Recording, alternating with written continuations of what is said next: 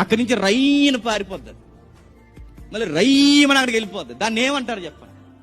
కుక్క. నీ కుక్కడావిడి దేనికి రా అని అడుగుతుంది బయట.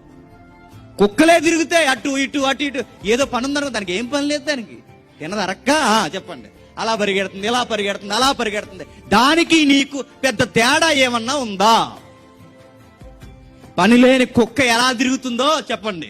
ఈ పని లేని కొందరు ఏం చేస్తారు చెప్పనా?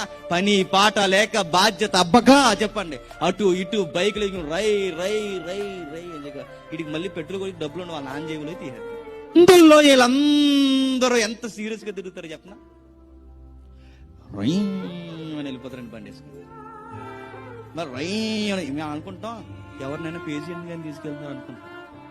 హాస్పిటల్కి అర్జెంట్గా అంబులెన్స్ కాదు వాళ్ళు ఎంతో వేగముగా అటు నుంచి ఇటు, ఇటు నుంచి అటు, వీడికొక్కడికే బండి ఉన్నట్టు ఏదో విమానం గేరేసి అటు ఇటు ఆగి తిరుగుతో ఏ చంటి పిల్ల అడ్డొద్ది, గుద్దేస్తే ఏమవుద్ది? నీ వల్ల పసిప్రాణం.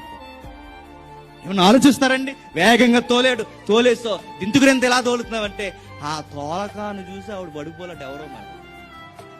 అప్పుడు ఆవిడ అనుకుంటది అనమాట, జట్ట తోలాడు అసలు వీడు ఇక్కడ ఉండిపోయాడు అనుకుంటుందంట అవతల నుంచి. ఏం చూసి పడ్డావమ్మా అని చూసి అని అడిగితే ఇవి చెప్తుంది. ఏమని చెప్పినా, బైక్ బలే తోలుతారండి, ఎక్కువ ఏదో రోజు ఎక్కడ ఎక్కిన పడితే మక్కలు జారిపోతాయి, అప్పుడు తెలుస్తుంది.